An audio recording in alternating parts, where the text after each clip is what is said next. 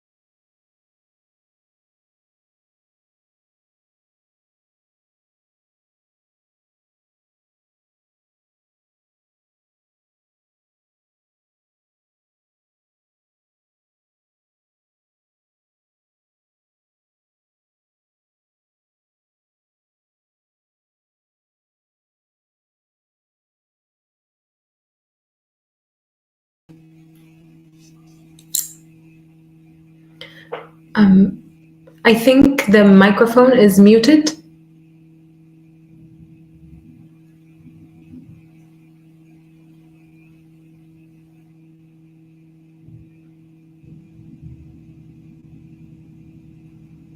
Oh, I'm so sorry. Thank you, Elena. No problem. Okay, so I'll do that one more time.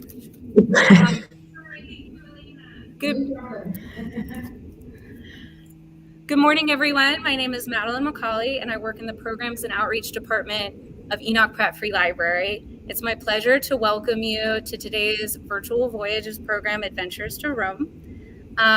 Before we get things started, I'd like to remind you that should you have any questions or comments for our presenter today, please enter them in the comments or chat section below the video that you're watching, and we'll address those at the end of the presentation.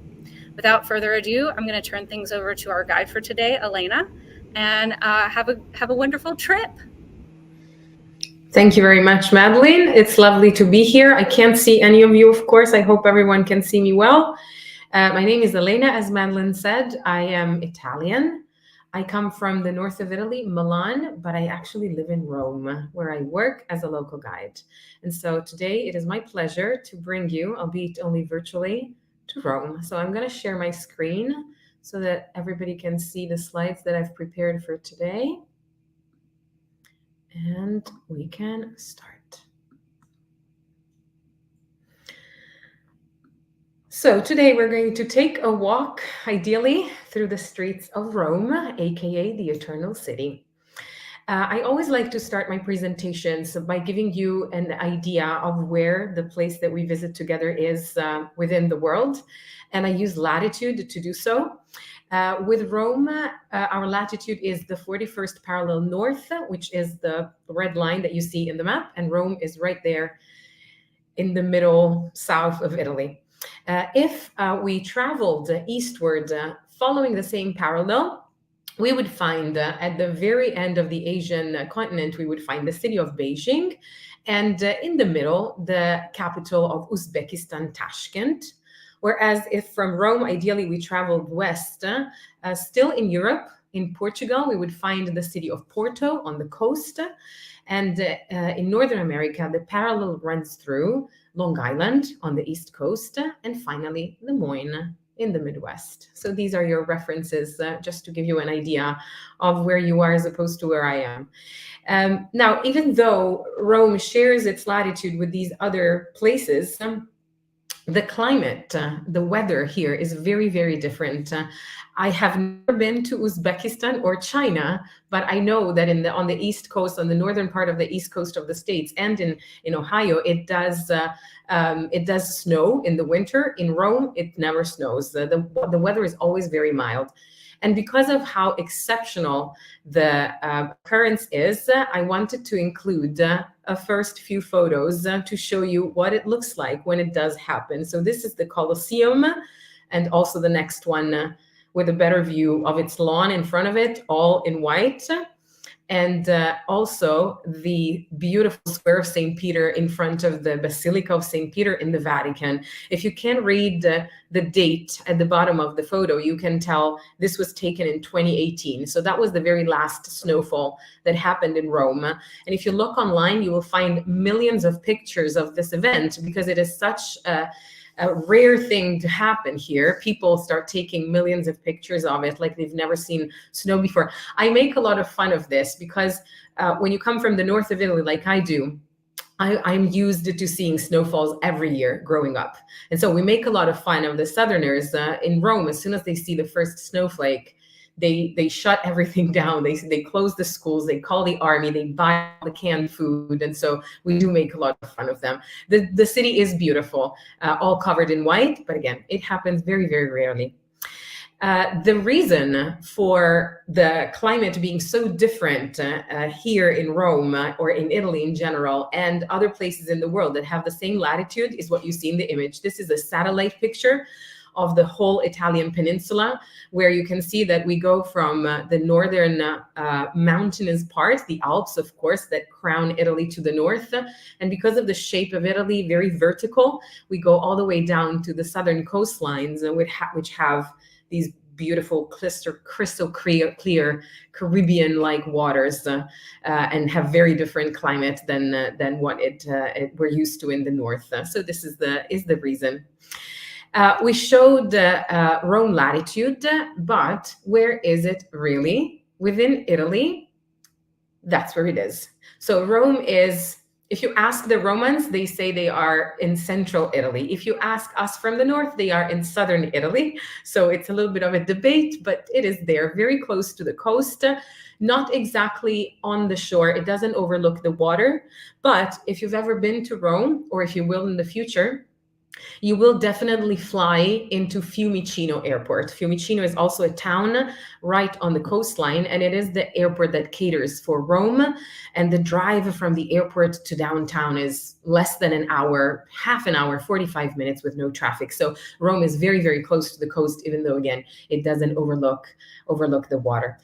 This next map that you see is not the whole city. Of course, Rome is one of the biggest cities we have in Italy. This is just a touristic map. So this is a map that you would be handed out at your hotel if you were visiting, and it shows you the main sites, the main monuments, the main buildings, the main archaeological areas that people are usually interested in seeing when visiting Rome. And this map I'm showing to you to show you what our stops will be on our walking tour. We are going to start to the north of central Rome at the Spanish Steps. And then a very few steps away, we're going to see the Trevi Fountain. After that, a very short walk to the Pantheon. And then we're going to end up in Piazza Navona. So the four main squares in Rome with their monuments, of course. We can start from Piazza di Spagna, the Spanish Steps. And the first thing that I wanted to point out is the name, because in English is the Spanish Steps. And the staircase is there. You can see it already in the image towards the right, and I'll show you other photos of it. So the very famous staircase that's called Spanish Steps is there. But in Italian, this place is not called the Spanish Steps at all. It's called the Square of Spain, Piazza di Spagna. So it is a square. And there are many monuments on it or overlooking it other than the staircase. The first one is this beautiful fountain that's right at the bottom of the stair. And the fountain is called, and here you have a better image of the fountain and where it is placed as opposed to the staircase.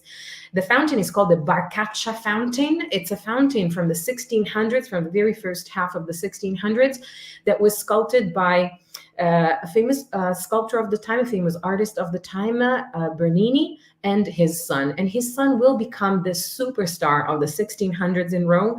And we are going to see another few things that he left behind. He was hired by a couple of popes who loved him very much. And so he is very, very famous in Rome. He left a lot of monuments, sculptures in the Vatican. He worked so much. So there are many, many features in Rome that were signed by him. This fountain is very peculiar because of its shape. Maybe you can tell. I hope the pictures are clear enough. It is not a typically looking vertical thrusting fountain. It has this very low shape. And it's actually in the shape of a half-sunken boat, if you can tell. And the reason, there is also a legend attached to why Bernini decided to give it this shape. And the legend goes that this is a very low point in the city. So because we are very close to the river that flows through Rome, very often, at the time the river was not embanked yet, very often there would be floods. And so the artist, when he was commissioned this fountain, he was thinking, long and hard what shape to give it, how to design it. And he was strolling one day in the square to try and find inspiration from the place. And there had been a flood 1 or 2 days before. And he saw a half-sunken boat that had floated all the way to the square from the river. And that's how he got the idea. It's a very romantic version of the story. In reality, the reason why the fountain has this shape is that because of how low the point is here, there's no pressure. And so to go around this problem, to avoid this problem and have a fountain with actually water spurting from it, they had to overcome the low pressure of this point. And that's why they had to design the fountain very, very low, as opposed to what fountains usually look like. At the top of the staircase is the second monument that overlooks this square. It is a church. It is a church. The church was actually the first thing built in this area at the top of a hill, and it was built in the 1500s this time, so almost 100 years before the fountain. It is called the Church of the Trinità dei Monti, or the Trinity of the Mountains, and it is a church that was built by the French community, by the Catholic French community in Rome, paid for with the money of the French crown, and still today it caters for the French Catholic community that lives in Rome. So sometimes services will be officiated in French, and a lot of the decorations of the church remind us of our references to France.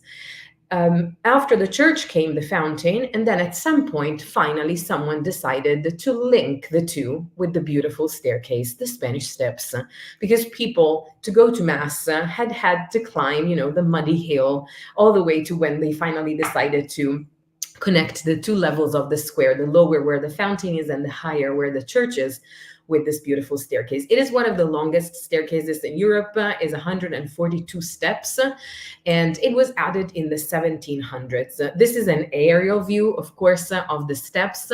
This is if you come in the springtime, at this time of the year, the staircase gets all decorated with azaleas in bloom, and it is something that only happens in the springtime to celebrate the coming of the spring.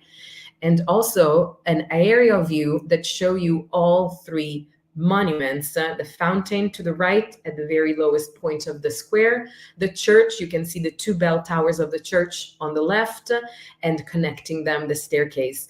The staircase was designed in this terraced decor because of how steep the side of the hill was, and it would have been too much of a steep staircase had it been all built at once, so they decided to interrupt the steps with a few terraces here and there. If you climb it, it's a lot of steps. If you arrive from above it, from the top, and you descend it, you have fantastic views over the streets that depart from the square and on the square itself, of course. So it's a very scenographic type of place to go to.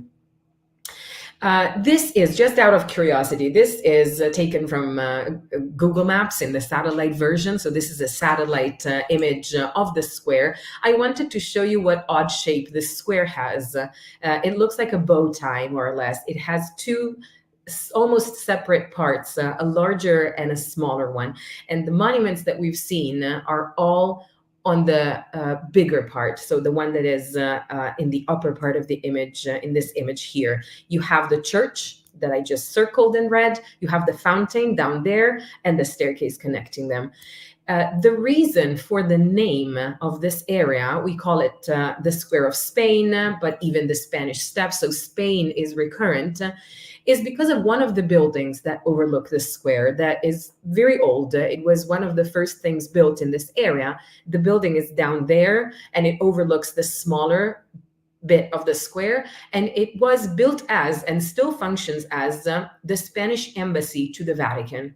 So Rome is a very peculiar place where every country has two embassies in Rome, one to Italy and one to the Vatican, of course, which is another state altogether. And the Spanish embassy is here. And so because of how early this monument, this building actually was built in this area, the whole area took on the name of Spain. And if you see up top in the image, that Spagna with a white M on red backdrop is the name of the subway stop, of the metro stop that also took the name Spain. So we are still using it for more or less the general area around the square. All of this is all very well. If you come to Rome, these are the typical things that a local guide would show you, would talk to you about. But because we have the chance, I'd never have the chance to go too much into stories and anecdotes showing image, because otherwise I would go around with a pound of paper every time. But now I'm taking advantage of our virtual encounter, and I wanted also to tell you a story that is linked to the square. And it's the story of these three sisters, the Fontana sisters, who lived at the beginning, in the first half of the 1900s of the 20th century. And they were not from Rome, but they moved to Rome. They decided, and it was very, I think, modern of them, they decided, all three of them, they were seamstresses, they decided to come to the city to maybe find a better job, yeah, and to try and earn more money than they would have in their tiny town in the countryside where they came from. And so they started working in some workshops as seamstresses, but they also started creating their own gowns and clothes. And at the time, we are talking about the 30s and the 40s, Rome was known as the Hollywood by the Tiber city. Tiber is the name of the river that flows through Rome, and Hollywood because in Rome there were movie theaters, movie studios that we still have today. They are still active. In Italian, the name of the place is Cinecittà, so it is a cinema studio place where they would shoot films, and lots of these movies were American movies. So a lot of actors, a lot of directors, and a lot of the staff that works on movies from the US came to Rome and lived in Rome for a time. And these actresses at some point stumbled upon the creations of these three sisters and fell in love with them. The first one to do so was Linda Christian, who asked the three sisters to design her own wedding gown. She was going to get married with Tyrone Power. This happens in 1949 in Rome, in a beautiful church downtown inside the archaeological area next to the Colosseum. And so the gown was designed by the three sisters. This was the event of the year. There's footage online. If you look it up, you can see the footage online of the bride and the groom arriving by car along the main streets of downtown Rome to get all the way to the church. And the streets are an ocean of people waiting to see the couple arriving. And this made the three sisters famous, especially in the jet set of those times. And so other actresses started asking for their gowns to be designed by the three sisters. The next one was Audrey Hepburn. Audrey Hepburn was to marry James Hansen in 1952. Then the wedding got canceled, so they didn't really do it. But the gown had been designed. This is a picture of Audrey Hepburn trying it on with two of the sisters, adjusting it for her. And there is a little fun fact about this wedding dress. The wedding dress ended up being used by someone, not by Audrey Hepburn, but the dress was so beautiful that she didn't want it to just lie in a cupboard forever. So what she did is she left it with the sisters when the wedding was called off. She left it with the sisters with a request.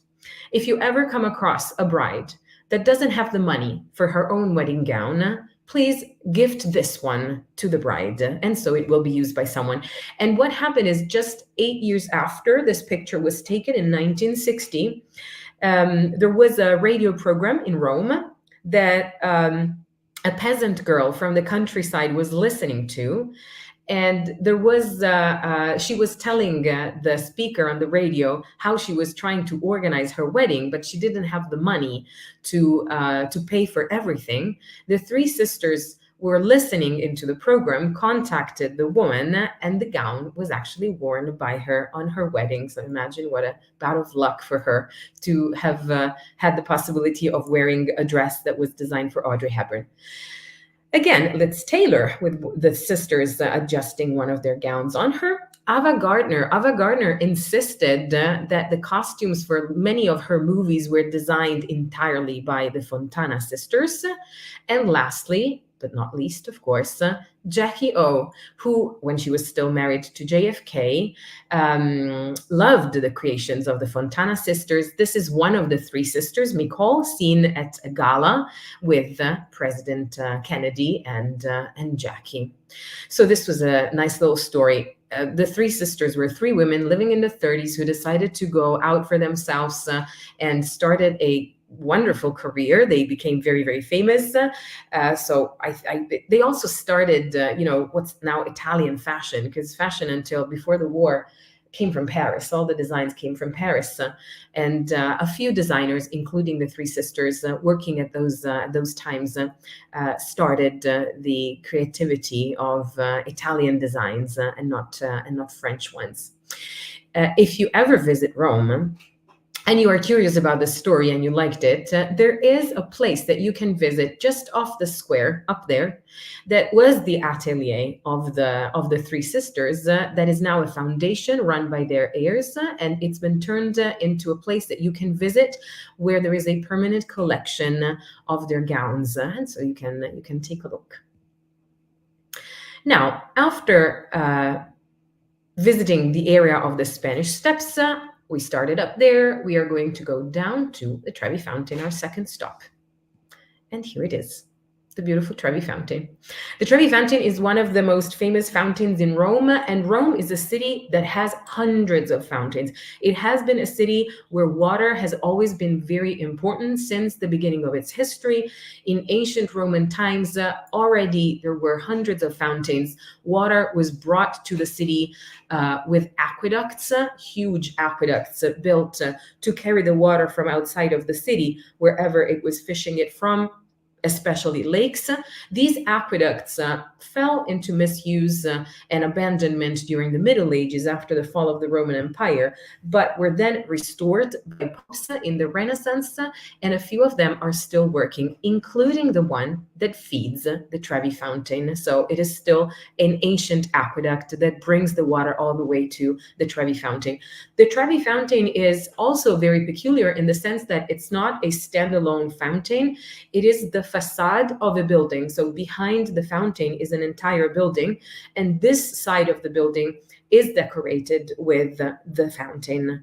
It is a celebration of waters and their power. So there's lots of divinities represented in the statues that pertain to Greek or Roman mythology and that are linked to the idea of water. This is a photo from above, because the fountain is huge, but as you can see in this picture, is contained in a very small space. And so it's very difficult to take it all in a picture when you are right in front of it. So an aerial photo gives you a better idea of what I was telling you about the building behind the fountain. You can see it's very flat, and it's just the front of the building and of the shape of the water basin and how it develops in front of the building. The water is always this clear, but you can't bathe in it, unfortunately. Now, there is a tradition in Rome. They say that if you want to come back to Rome, a way of ensuring that you will is to throw a coin in the fountain.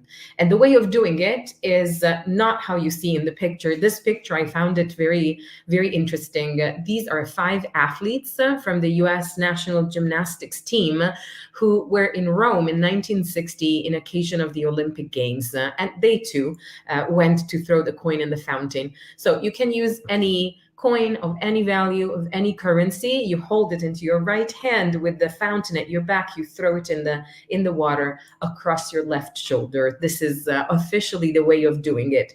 They say if you throw 1 coin, you will come back to Rome. If you throw 2, you will find a true love. If you throw 3, you will get married. And so they always say to be very careful how many coins you throw, because you never know, it might come true. The coins are many in the fountain. When you get there, you see the bottom of the fountain is full of coins, but they go out to charity. Once in a while, they drain the fountain and they clear it of all the coins, and they go out to charity to a couple of associations that take care of the homeless, serving them meals. So it's also, a good deed to do it. The fountain is mostly famous, at least in Europe. I don't know about the US, because of this movie. This is a scene from a very famous Italian movie from the 1960s. It's called La Dolce Vita. Shot by a very famous Italian director named Fellini.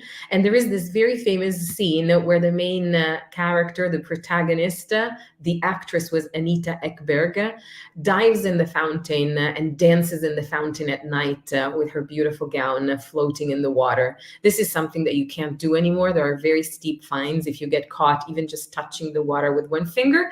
But for the movie, they granted the right to do so. If you haven't watched it, this is a poster. I suggest it. It's a beautiful Italian 1960s movies, and it coined the expression La Dolce Vita, which we still use to mean, the good life that supposedly we have in Italy. It's a little bit fake, but anyways. The fountain was very recently well, 10 years ago now, but cleaned, entirely restored. These monuments need, of course, some maintenance once in a while, especially the ones that are exposed in the streets and not inside museums. So the fountain got cleaned entirely.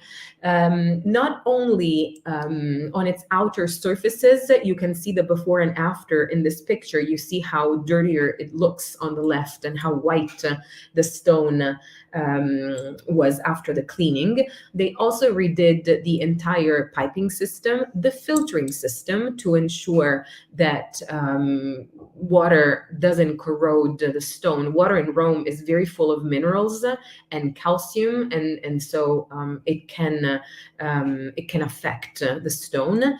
And also the whole lighting system was redone. So they placed thousands of small little LED lights all throughout the fountain so that it is beautifully illuminated at night too. The project cost a lot of money. These restorations cost a lot of money, and this is a national monument. It's the Italian government who owns it. But the Italian government owns too many monuments that they don't have the money to maintain all of them, especially when it comes to these extra maintenance that sometimes it's needed. And so nowadays, the main sponsors that chip in to cover the cost of these projects are either bank or financial institutions in general, or fashion houses. Fashion houses very, very often in Rome. In this case, it was a fashion house, an Italian fashion house called Fendi, who paid for the restoration. It is very prestigious for them, of course, to link their name to one of these very famous monuments. It was done 10 years ago, more or less, in the Colosseum, where they cleaned the outer arches of the Colosseum. And in that case, too, it was a fashion house that paid for the works. Now, they finished in 2015. It took a little over a year to complete this project.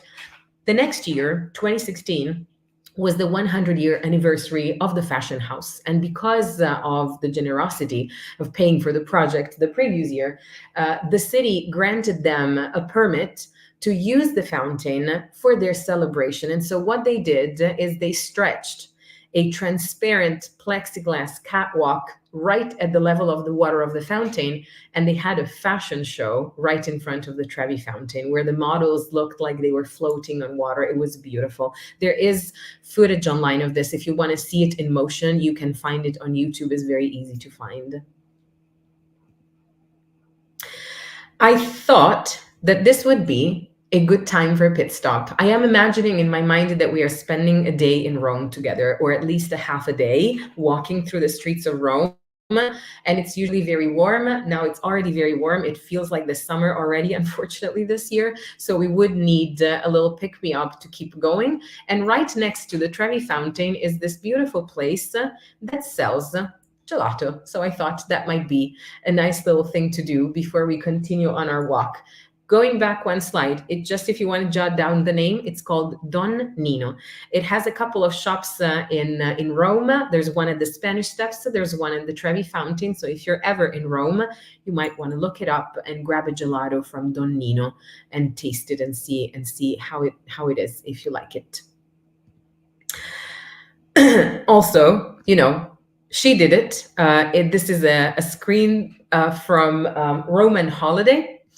With Gregory Peck and Audrey Hepburn, 1953, all shot in Rome. And there is a scene where she eats a gelato coming down the Spanish Steps. You see the church that we looked at before right behind them. So that's where I got my inspiration from for our pit stop. Now, our third stop, we leave the Trevi Fountain behind. We take a few steps away and we get to the Pantheon with a little stop in between because there is something beautiful that I couldn't not show you. So this is the square that we would have to cross to get to the Pantheon coming from the Trevi Fountain. It's called the Piazza di Pietra, the square of stone, literally. Now, this is one side. It's a very narrow rectangular square. This is one of the two long sides. If we turned around on the opposite side, we would see this. This magnificent facade of this building, decorated with these ancient columns, is all that remains of an ancient Roman temple, the temple of Emperor Hadrian, erected at his will in the 2nd century AD. so already into the Common Era after the year zero. And the columns are all that remain. The building behind the columns was built after, and then the columns were placed here to keep them where they originally were, but nothing else remains of the temple. The building behind them originally was the stock market. They decided that apparently Rome was not doing a good job with it, so they moved it to Milan. So now it's just the Chamber of Commerce. And to give you an idea of what the temple must have looked like, imagine that this side would have been one of the long side of the temple. This is a little rendition. So only the columns that you see on the left, that once decorated, again, the longer side, one of the two longer sides of the temple remain, but it would have had this aspect originally. After Hadrian's temple, we see something else that Adrian left behind, and this is it, the Pantheon. The Pantheon was originally an ancient Roman temple. It was built possibly, we are still debating, but the majority of historians and archaeologists are convinced that the place was built to worship all of their gods. We are at a time when Romans are still pagans and not Christian yet. So all of their divinities would have been worshipped inside this beautiful, magnificent, huge round temple. The story of the Pantheon actually has two phases.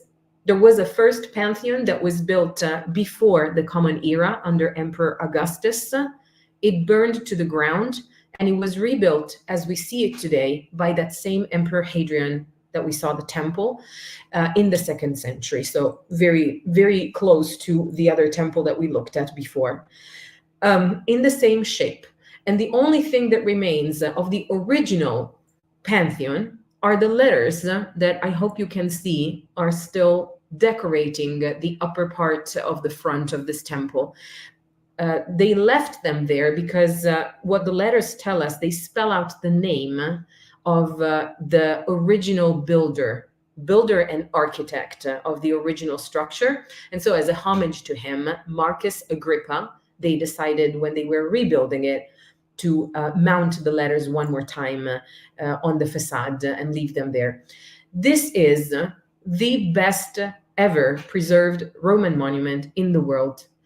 It is missing a few of its decorations. For instance, the triangular top part of the front, the pediment, would have been decorated with bronze statues. You might see it is full of little holes, and those holes were there for the hooks that would hold the statues in place. So the bronze decoration are gone, but everything else is intact miraculously.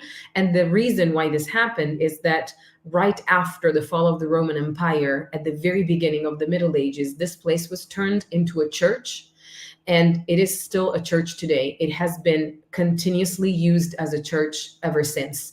The year when it was turned into a church was the year 608. And so again, it's been in use for almost 1400 years now as a church. And that's why, they kept maintaining it, they kept using it, they kept it in good shape, and it's still today almost intact. If we enter, sorry, I went one too far. If we enter and walk through this forest of columns that welcomes you outside the building, and we looked up, we would see this. We would see the wooden beams of the portico roof, and we shouldn't be able to see them. Originally, the Pantheon here had a flat coffered bronze ceiling, but that too was taken. The bronze was taken by every ancient Roman monument, even the Colosseum. If you can picture it in your mind, I'm sure you've seen images of it if you haven't been to Rome. It's full of holes, and those holes were actually occupied by bronze rebars. All of it was taken in the Middle Ages and the Renaissance to be melted down. You can make new things with bronze. You can especially forge high quality weapons that were very much coveted in Europe for all the wars we fought in the Middle Ages. So the bronze from ancient monuments is all gone, and that's why we can see the beams now. If we enter, this would be the massive door welcoming us. This is what the Pantheon looks like inside. It is a massive round room that has a huge dome crowning it. And the dome is really the feature that blows your mind when you enter the Pantheon and you look up and your jaw drops because you can't believe how massive this dome is. This is still today the largest concrete dome in the world. And we are still wondering how the heck the Romans were able to put this up without the technologies that we have today. It is a perfect hemisphere. So if with a pencil you could keep drawing, you would inscribe a perfect sphere inside the building. And it has this opening at the very top, the circular opening that you see at the very center of the picture, that is the only source of light, and it is left open. So when it rains inside. Now, I wanted to give you a reference as for the dimensions of this dome. I circled the one of the cofferings, one of the square cofferings of the ceiling. So see it in your, look at it in this image, and then in this next image, you see it up close with two people standing next to it. This happened in 1925. They did a restoration because you see the ceiling needed a restoration for the structure to keep being sound. And so they put up scaffolding and people could get up there. And that's the proportion with people. So going back just one image, this is the dome. And this is the reference for dimensions. It is really a huge, it's the biggest dome that one can see. The beautiful floor pattern that was multicolored marble inlaid. The floor has been restored, so it is not entirely the original one nowadays for all the millions of people that walked over it.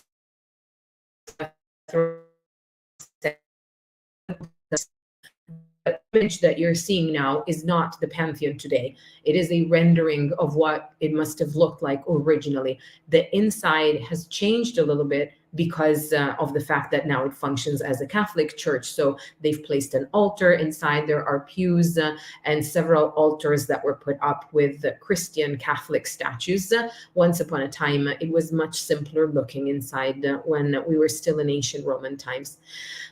This is a very close-up picture of a portion of the floor. You can see the pattern of the marble. And to show you those 4 holes, there are many of these holes. They are very well disguised in the veins of colors of the marble. So only if you know they are there, you notice them.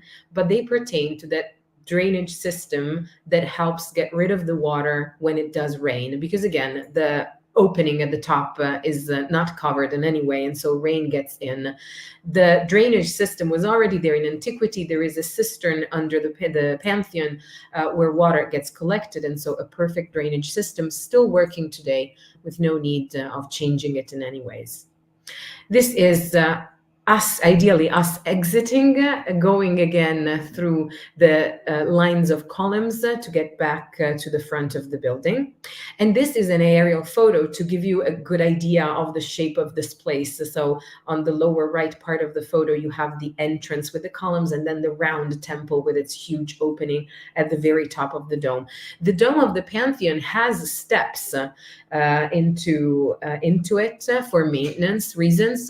Once upon a time, you could climb it. In this image, I'm showing you a group of American students who were studying at one of the American universities we have in Rome, who climbed the dome and could take advantage of the fantastic view that you must have from up there. But for safety reasons, of course, they don't do this anymore. I don't know if you can notice, there's no railing, there's no safety at all up there. So they don't allow this anymore. The only ones that are allowed to climb the Pantheon from the outside and get to the top of the dome are our firefighters. This happens once a year for Pentecost, so 50 days after Easter, for the Feast of Pentecost, people will be allowed to enter the Pantheon, and from the top, our firefighters will shower them with red rose petals to celebrate again Pentecost. So I've never seen it. I'm usually working. It's full-on touristic season on Pentecost. But I know that it's also quite difficult to get inside because, of course, at some point they reach capacity, and a lot of people are left outside. It's one of those things that you have to get in line very early to get in if you want to, but it must be a true spectacle to see, especially on a sunny day, to see this shower, this rain of rose petals coming into the building. So it might be a suggestion if you are planning to come to Rome. Another pit stop, I thought now we needed a little coffee. And actually, I put the pit stop here because this place is right next to the Pantheon, and it's one of the best cafes in Rome. They serve one of the best coffees in Rome. This is the inside. It's a very old establishment. It's one of the historical shops of Rome. They also sell their coffee if you want to bring it home, either in beans or ground. They do have excellent coffee, really. And as for what we could order, I thought either an espresso or a staple in cafes in Italy. Very short, very concentrated shot of coffee, lots of caffeine. So if you're not used to it, then you spend a couple days awake. Or cappuccino, another internationally known, very, very good staple in our cafes for our breakfasts. And this is just for fun. There's lots of cafes. I don't know about the States, but here in Italy, there's lots of cafes where now bartenders go crazy and baristas go crazy, and they get experience, they get skilled in cappuccino art. So with the foamed milk, they can make any shape. And some of them, even in the last image on the bottom right corner of the image, you see they also create things in 3D with milk, foamed milk. So this is something that you might stumble upon in one of our cafes if you grab a cappuccino.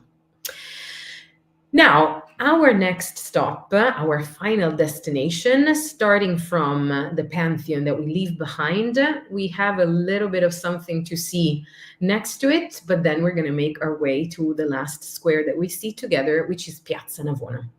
Now, the little thing that I wanted to show you next to the Pantheon is something that nobody ever sees because it's not known by visitors and tourists.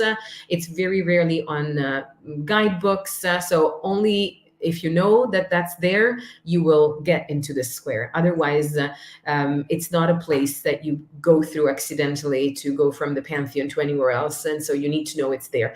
If you can see in the image, we can see the Pantheon from here. So that domed building in the background is the Pantheon. It's the back of the Pantheon. So we left it behind. And this little square opens right behind the Pantheon. It's called Piazza della Minerva, so the square of Minerva. And the name, and this is a very curious thing to me, it happens very often in Rome. There are names for these places that still remind us there are still a reference to a very ancient time when something else stood here. So the square is, of course, a modern square. It's not an ancient Roman square, but at the time of the ancient Romans, where the square is now, used to stand a temple dedicated to the goddess Minerva. And so the name of the square still reminds us of the fact of the presence of this temple and this cult in ancient times. The square is lovely. It's a very little square. It's like a sitting room, and it has this very peculiar, very funny statue in the middle of this. This is an obelisk. So the needle-looking thing, it's an ancient Egyptian obelisk with all its inscriptions. And the obelisk is held up by the statue of an elephant, a small elephant. There is a funny story linked to this elephant. First of all, the sculptor responsible for the elephant is the same one that sculpted that first fountain that we looked at, the one that stands at the bottom of the Spanish Steps. His name was Bernini. And Bernini was asked to sculpt something that would hold up the ancient Egyptian obelisk by a pope who loved Bernini very much. And Bernini set off to, think of what design to give the pedestal of the obelisk. And he decided that the elephant would do good because it's a homage to the Pope Alexander VII, who was paying him for this job. The elephant has traditionally been a symbol of wisdom and strength. And so he wanted to attribute these two skills to the Pope, and he put them together in the visual of the elephant. The funny story is that I'm going back one image. The orange building that you see on the right in the image is right behind the elephant. So the rear of the elephant is what you would see looking out the windows of that orange building. That orange building was originally, not anymore, now it's the library of our Senate. Our Senate house is very close to here, so their library is in there. But originally, that was the seat of a tribunal, of a Catholic tribunal, the one of the Spanish, of the Inquisition, of the Holy Inquisition. The Inquisition was the tribunal that took care of hunting down witches and heretics, and they would have these trials it was more torture than a trial, really a fair trial, and they would usually end with an execution of the person, and the person would be either burnt at the stake or killed again in agony. So they were not peachy characters, the inquisitors. Bernini pays a homage to one of the most famous people who were put on trial by the Inquisition, Galileo. Galileo lived in the 1600s, so he was contemporary with Bernini. And because of his scientific papers and his thesis, he was accused of being a heretic. And he was on trial inside this building where he had to recant his theories, because the choice was you either recant and you have your life saved, or if you want to keep being stubborn, then you are going to die with your ideas intact. Galileo was one of the ones who decided to recant and have his life saved, but Bernini wanted to spite the Dominican friars who were running the tribunal. And what he did is he sculpted the elephant. If you can see, he's almost looking back. He's looking behind to look towards the friars, and he's laughing.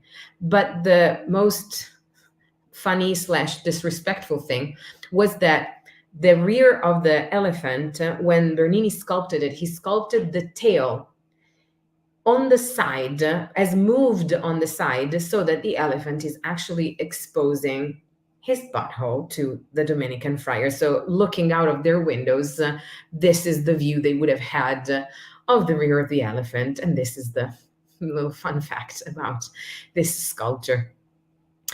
Now, leaving the Minerva Square, we finally get to Piazza Navona. Piazza Navona is one of the most famous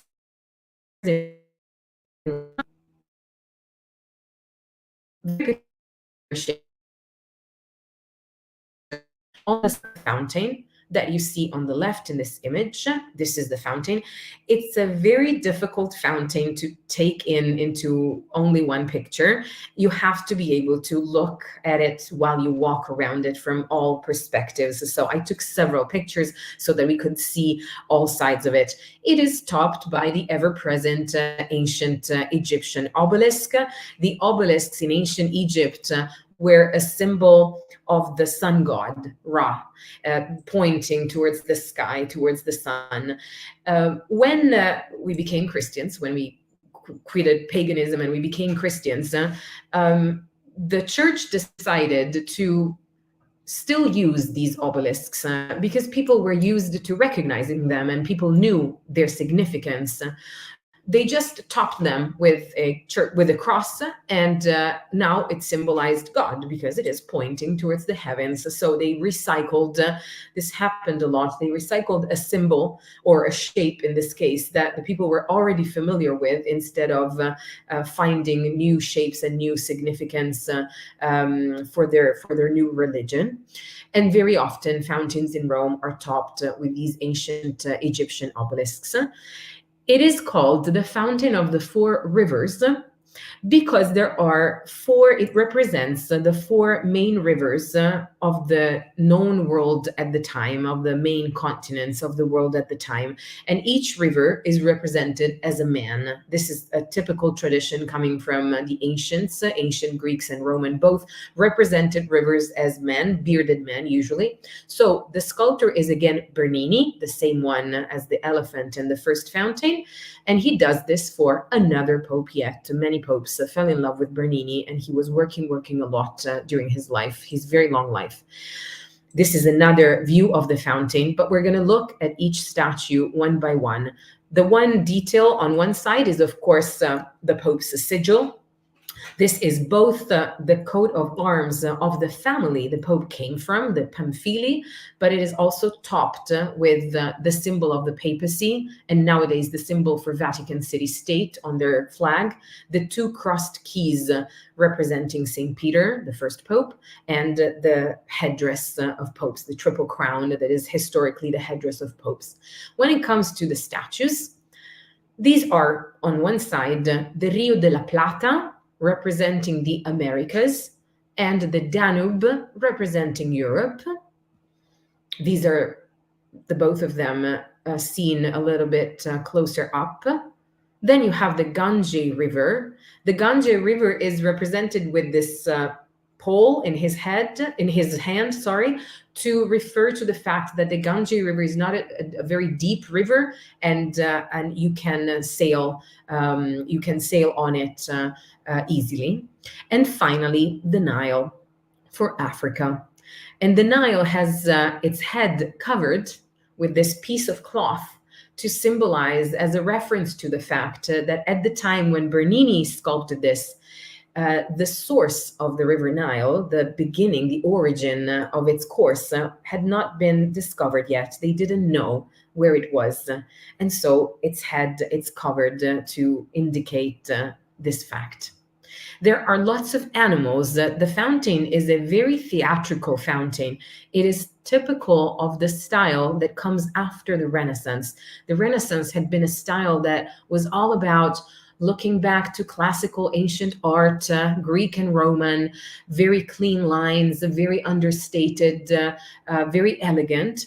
The next style is called Baroque, and the Baroque is a reaction to the Renaissance. It's very often in art that you have reactions to previous styles. The Baroque is a time when people are a bit bored of all that elegance and understatement, and they want something more dramatic. They want something more theatrical that provokes emotions in you, that shouts in your face instead of being so subdued and understated as the Renaissance had been. And this fountain is a typical example of something that's very theatrical. So Bernini decided to add these animals as the symbols of the continents that the rivers are referring to. So the horse that you see on the left is a reference to the vast plains in Europe and the horse breeds that we have in Europe.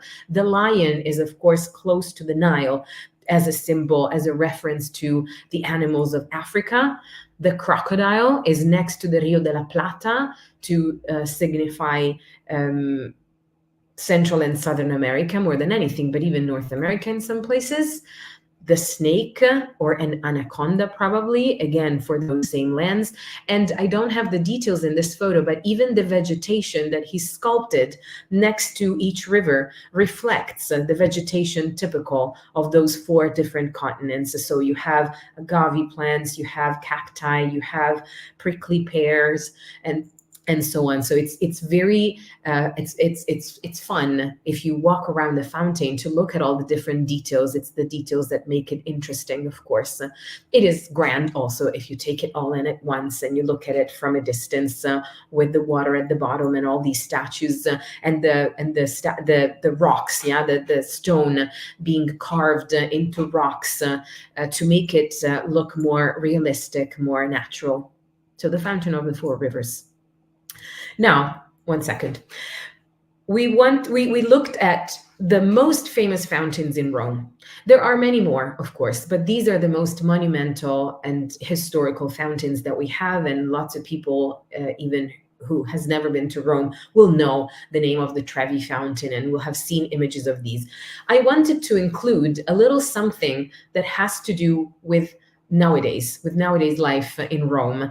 And this is something that has been happening more and more recently.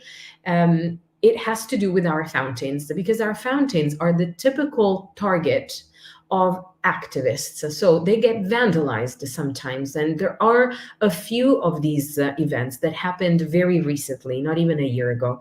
We start with, and just because that was our order for our virtual walking tour, the Barcacha fountain, the one at the bottom of the Spanish Steps. You see one of the activists here holding up a sign, and I hope you can notice how dark the water is. This happened on the 1st of April 2023, so a little over a year ago.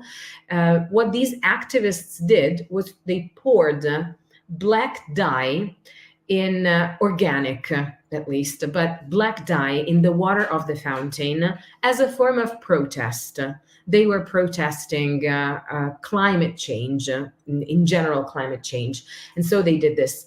Another time they did it, it's still them, on the 21st of May, 2023. So a little over a month later, they did it at the Trevi Fountain, pouring again black dye, in the water of the fountain. And finally, it happened also at the Trevi Fountain. The Trevi Fountain, it happened more than once. This was a first instance in 2007 when a person poured red dye in the water of the fountain. He redid it again, the same thing, 10 years later, in October 2017, quite recently. This is the person, of course, you see it in the image. He is a self-proclaimed artist. I want to put it in quotes because there's lots of people not agreeing, of course, with these acts. And he, again, did it as an act of protest. Now, granted, these people use dyes that don't taint the fountain permanently, so they can be removed, because in these fountains, of course, water runs in a closed cycle in the piping system. So if you pour dye in the water, it's going to run through the whole fountain at some point, and it's gonna ruin also the stone of the decorations. This dye is removable, but it costs a lot of money to restore the fountain. It has to be drained. It has to be closed off to the public for a time. And these are our patrimony, our public monuments. So there's lots of people who agree with their instances, but not with the means. Finally, at the Trevi Fountain, the Fountain of the Four Rivers, the last one that we looked at, the same people who did it at the Fountain of the Barcacha, the Trevi Fountain with the black dye, did it again. This was the 8th of May last year. These people get arrested because policemen are everywhere in touristic areas in Rome to manage the crowds, of course. And so they are very quick in intervening. These people get arrested. They get put on trial, and they have to pay very steep fines, not just for the action, but also for the cleaning of these monuments. But it does happen very often. The one reason why they do it, of course, is that if you do something like this, you are going to be covered by the media for at least 1 or 2 cycles for free. You get publicity for free. And so worldwide, because of how famous these landmarks are. And so this is a little something from our, everyday news that I also wanted to include. But we are almost, this is them in the Fountain of the Four Rivers. I wanted to wrap it up with something a little lighter. This is a view of the square Piazza Navona, where the Fountain of the Four Rivers is. It's very difficult to understand the shape of the square because it's very narrow and very, very long, but I have an aerial photo coming up. The square was for a time, until the second half of the 1800s, flooded in the summer on purpose.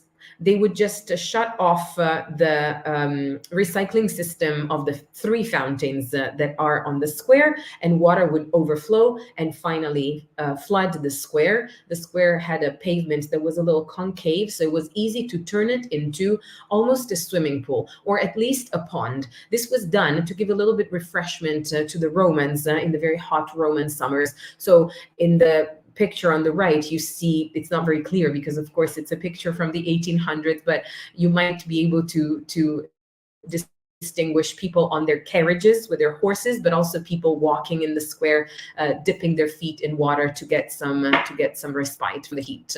Nowadays, they've redone the pavement of the square. It's not concave anymore, and these are the little cobblestones that are very typical all throughout downtown Rome. They are called San Pietrini, which literally means small St. Peter's, because the first place where they were used was to pave the square in front of the Basilica of St. Peter in the Vatican, and so they took on this name. We don't like them much. They were probably a good idea when people went about on horse-drawn carriages. Nowadays, driving on these San Pietrini is not the best for your car, or if you are in high heels. Many high heels died in the little spaces between the cobblestones, the San Pietrini. So not a good idea to wear high heels downtown in Rome. Finally, an aerial photo of the square. I bet you didn't imagine it from the pictures I showed you so far, having this shape. It's really big. It's really narrow. It's really long. It's an oval shaped square. There is a reason for the shape, for this odd shape that this square has. And the reason is that originally this was a stadium in ancient Roman times, built under Emperor Domitian, so in the 1st century. And it was a stadium that the Romans used for athletic games, a little bit like the Olympic Games, yeah? So the square was built right on top of the ruins of the ancient stadium, and it retained perfectly its shape.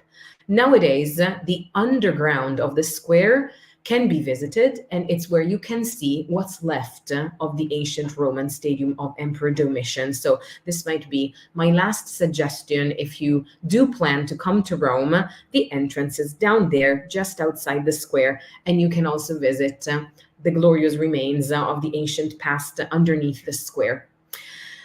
Thank you for listening to me. I hope I didn't make it too long. I hope I made it interesting, and I am interested to hear if anybody has any questions. Grazie.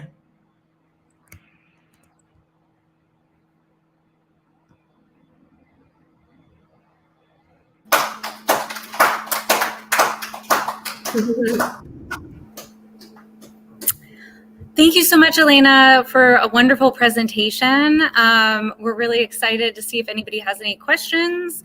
I'm going to open it up to the room. Does anybody have anything that you all would like to ask?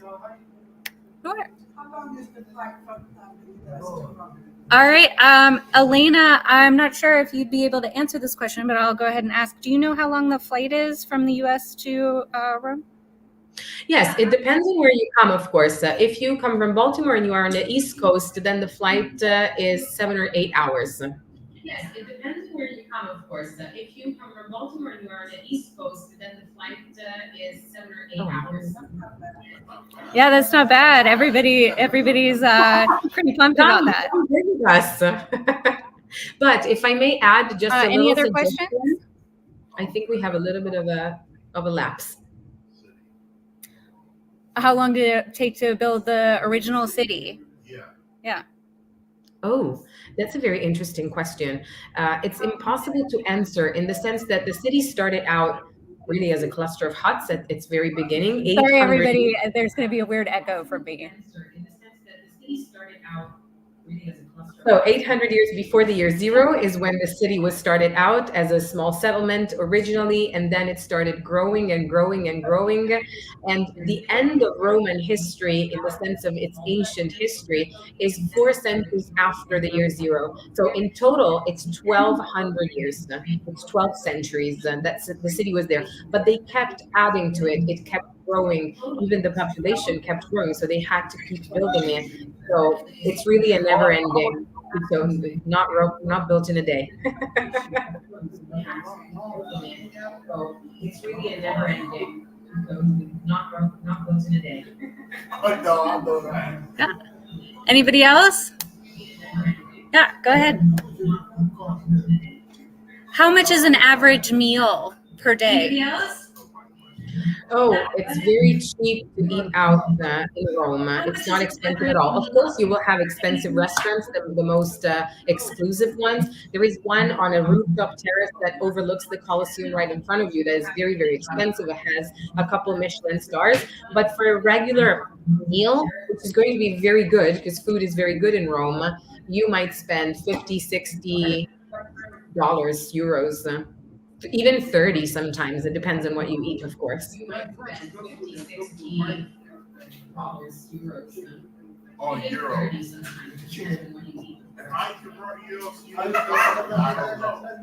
That's like 130. Go ahead. Right? Are there any animals in Rome? Are there any animals in Rome, in the city? Yes, there are. Unfortunately, pigeons. There are seagulls because of how close to the coast we are.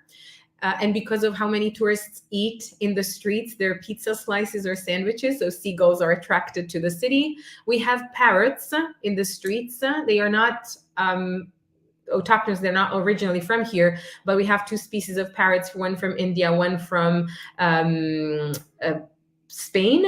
And then we have rats, unfortunately, because there is a river. And so where you have a river, you have rats, but the population is kept in check by our many, many, many stray cats. The cats are all over Rome. They live in the archaeological ruins, usually because they are left alone where people can't reach them. The city takes care of them. So it pays for their food, their vaccines, their neutering, because they know that they keep the rat population in check. So we love our cats.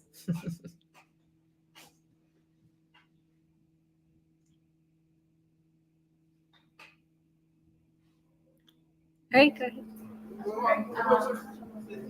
What's kind of the best way to get to Milan, like to rent a car or to do like travel bus? And I was also wondering if there's a recommendation for like a beach, the closest kind of beach near.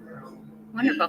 So what's the best way to get to Milan? Is it renting a car, or is there another way of getting around that way? And then also, do you have a recommendation for renting a car, or is there another way of getting around that way? And then also, do you have a recommendation for do you have a recommendation of a beach near Rome? So from Rome to Milan, the best way would be by train more than by car. By car, it's at least 6 hours, but we have the high-speed train that takes less than 3. And the network of high-speed trains connects the main cities in Italy. So you can really go from one to the next. Rome to Florence is 1 hour. Rome to Naples is 1 hour. Rome to Milan is less than 3 hours. So that's very easy. And it's not too expensive. Beaches close to Rome. When from Rome you move to the coast, you go west and arrive at the coast, you either go way south of where you get to the coast or north, like exactly at the same spot where Rome is. Beaches are not fantastic. But if you move a little bit towards the south or towards the north, you'll find nice beaches. The best beaches in Italy are in the south of Italy. So either Puglia, which is the region that is the heel of the boot of the Italian peninsula, or Sicily or Sardinia, the islands. Those are the clearest waters that you can find.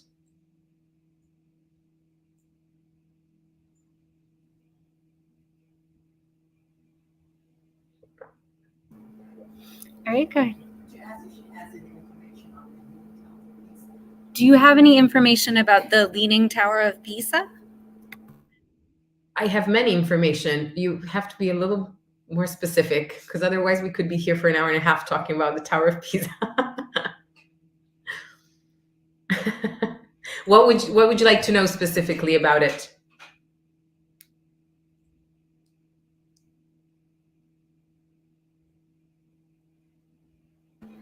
How did it lean specifically? Oh, how did it lean? Okay. Well, it leaned very simply for the fact that the tower and the church and the baptistry that are next to the tower are built in a place that once upon a time was at the shore. And now the coastline got further away in time. And when they built the tower, it wasn't there anymore. But the terrain underneath it is very sandy. and not very structurally sound, if you pass me the term. So it's not, strong enough to sustain the weight of the tower, and that's why it tilted.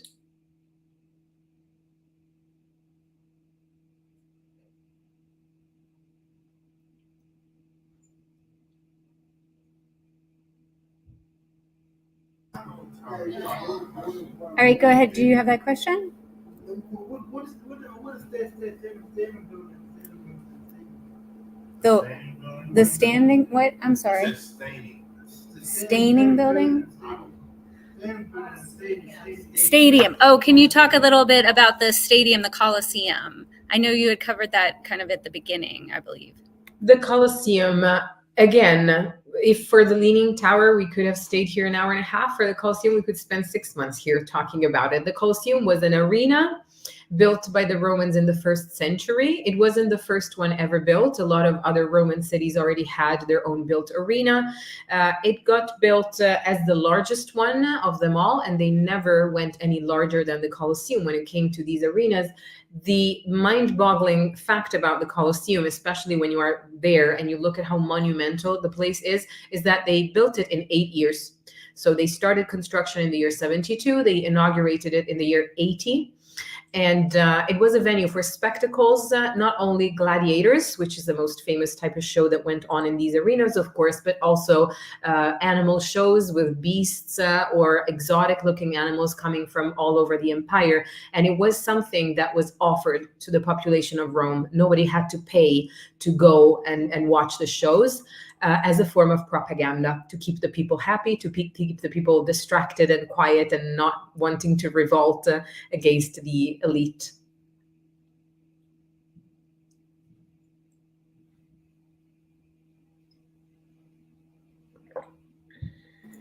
I just wanted to say we had a number of people online say that they are really excited about this presentation and that this is on their travel bucket list. So thank you so much, Elena. Again, I wanted to thank Elena for this really informative and engaging presentation. I also wanted to thank our partners at the Hearing and Speech Agency for providing accessibility for today. And thank you to our audience for participating and being a part of this wonderful presentation. So thank you all so much and have a wonderful rest of your day. Thank you, everyone. Thank you, Madeline. Yeah.